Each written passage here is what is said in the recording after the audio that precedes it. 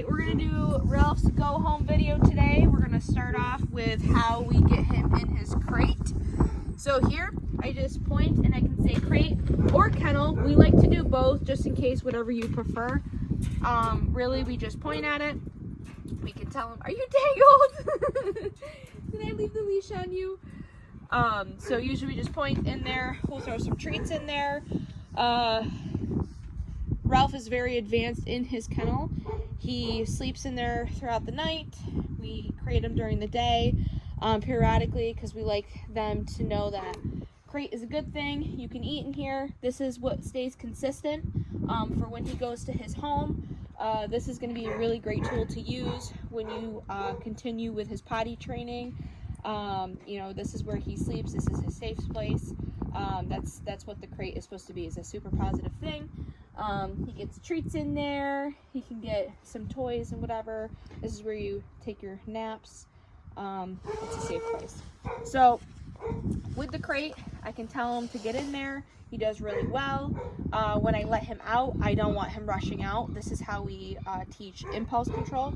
So when I open up this door, I'm not gonna let him rush out. I quickly shut the door back and wait for him to either sit or lay down. I don't care. So I can just ask Ralph to sit. Oh, boy, because I don't want him rushing out of the crate until I release him out. Okay, good job. Good boy.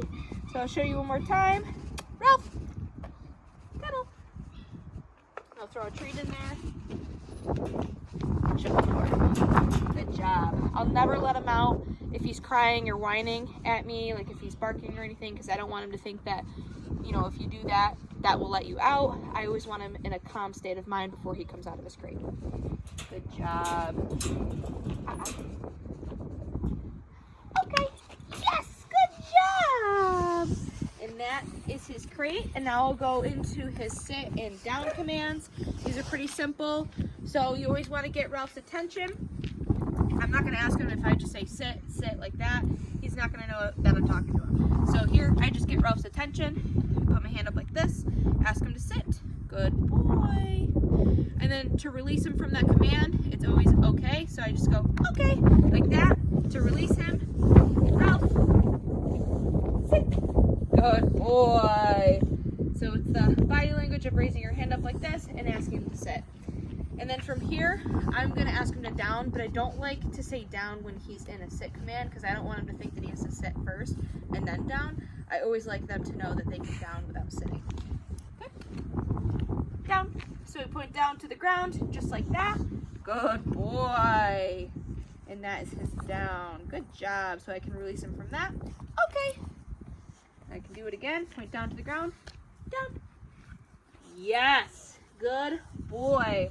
Now from here, I'm going to ask Ralph to stay. So we have a dog coming. That's a big distraction. Good boy. Good stay. Very good. Very good. So his body language looks like he's going to pop up. I don't want to walk away right away. I want to wait till I know, hey, I want you to hang out there. Good job. So I'm going to walk away from him. Now we know there's a dog out. You can spot the dog.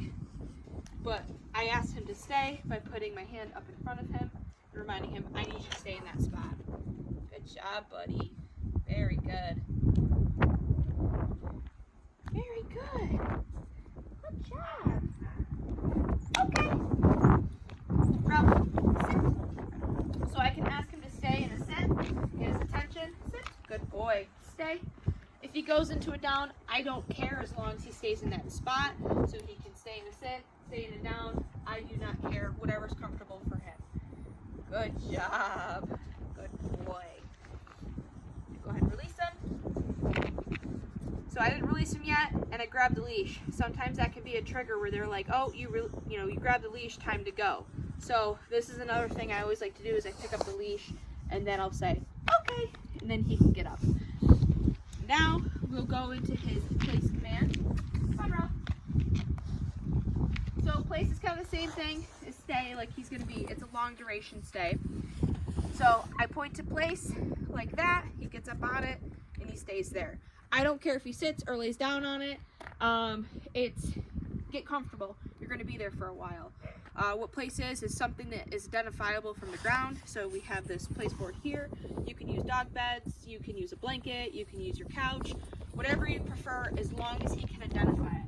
So if I want to place him on a rock, I can place him up here because he can jump up on there and get on there.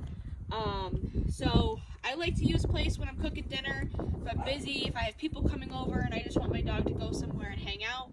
A lot of times, like I said, it's a long duration stay, and he can hang out, you can give him something to chew on, and he kind of hangs out there for a while. So that's what place looks like. You can walk away. If Ralph ever looks like he's going to pop up off of place, you're just going to walk back into him and remind him to place. So when you bring him home, this is something you're going to work on at home, and as the trainers go to you, they're going to explain and show you how to do it at home. Good job. So like if you went to go down, I'm totally fine with that. I actually prefer them laying down just because that's comfortable. You're going to be there for a while. Good job, buddy. Good boy. So then I come up, I can go ahead and release him.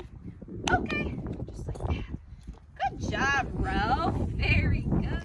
All right, now we're gonna go in Ralph's recall. I switched him over to the long line because this is a very, very important tool to use while you're doing recall, because in the new environment, this is gonna be a good safety net. If Ralph gets too distracted, you're able to reel him in and work on that recall. So here, I'm gonna get Ralph's attention by saying his name.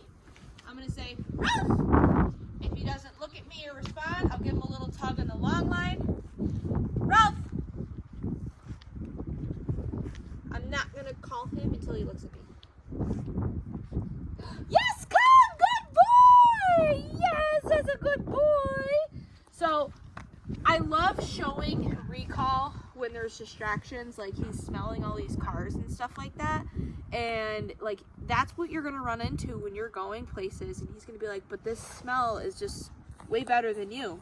So I want to show how I use the long line in the sense of getting his attention. I'm not gonna call him until he looks at me, because I don't want him to hear the word come and he's not responding to it. I want to get his attention by saying his name, and then the second he looks at me, I want to say come, and I want to get super excited. I want him to know, like, yes, I want you to come to me, yay, good boy. High value treats, get super excited. These are the things you're going to be working on at home, because it's going to be a new environment. So having a long line to kind of give him a little pressure. I'm talking to you, he's feeling, you know, like a little bit of, okay, what's going on, who's calling me, and you get his attention, you get him to come to you. So we'll do that one more time. I'll go ahead and release him. Okay, because again, when I recall, it means he's coming to me, and it's a command, and he's here. So we have somebody walking, Ralph's distracted. I'm gonna say, Ralph!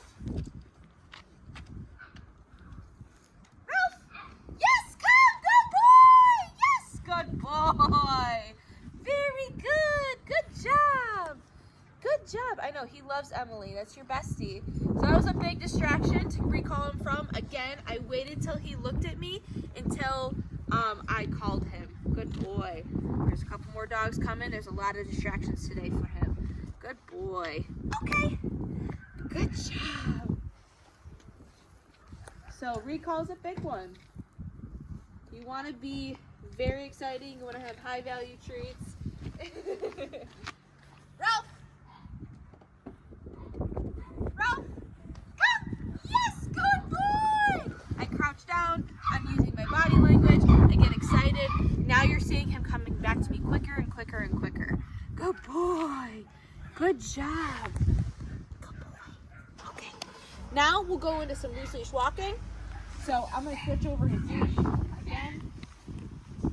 Good job, buddy. He's like, I'll go on my place board. Good boy. Alrighty. So now, I say pick a side. I like them on my left. It's kind of, I prefer that, but it's whatever works for you. We do work them on both sides. Okay, so I get Ralph's attention. I want him in my bubble space. Anytime he pulls, I'm going to redirect or give him leash pressure or leash correction, or I will change direction to get his attention. And I'm there a little bit. leash. Hand down. I don't want any pressure on the leash. If there's pressure, if he gets ahead of me a little bit, I'm going to walk in front of him, kind of using my body language to engage with him and say, hey, I want you right here. Good boy. Change direction. Ralph, with me. Yes, good boy. Yes. I want to be engaging. I want him to know that he's doing a really good job by staying with me. Now, if I want my dog to sniff and do whatever on our walk, maybe go to the bathroom, I'll stop because I want him to stop with me. I want him to sit too. Yes, good boy. Every time I stop, I want him to sit because I want him to know you're walking with me. Now, if I want my dog to go potty, I just say, okay. I give him the length of the leash, let him sniff around, let him go potty. You know, if you want him to walk and sniff, that's fine. But that might lead into pulling like this. So I don't want my dog to pull, so I call Ralph back to me. Ralph, come on, with me. Get him back into this bubble, and then we continue our walking. So changing direction, giving him a little bit of a leash pressure or a leash correction to tell him, hey, I want you with me. He spots those other dogs in the field, that's a distraction. So now I'm feeling pressure, so I want to continue to walk. I know, those are your buddies. You want to play with them. But I'm going to continue. I'm not going to feed in. I'm not going to let him pull me over there. I want him to continue to walk. That's kind of what this looks like. He's interested. He's intrigued. Boy. Yes, good job. And then I'm going to reward him for walking with me. So now it's engagement. Yeah, be engaging. You know, there's a distraction. I want to be engaging with him. So now I'm going to work on the wait command. So we're going to treat it like we're walking to a vet's office here. This is a really great example. So I don't want Ralph rushing through the door. I'm going to ask him to wait.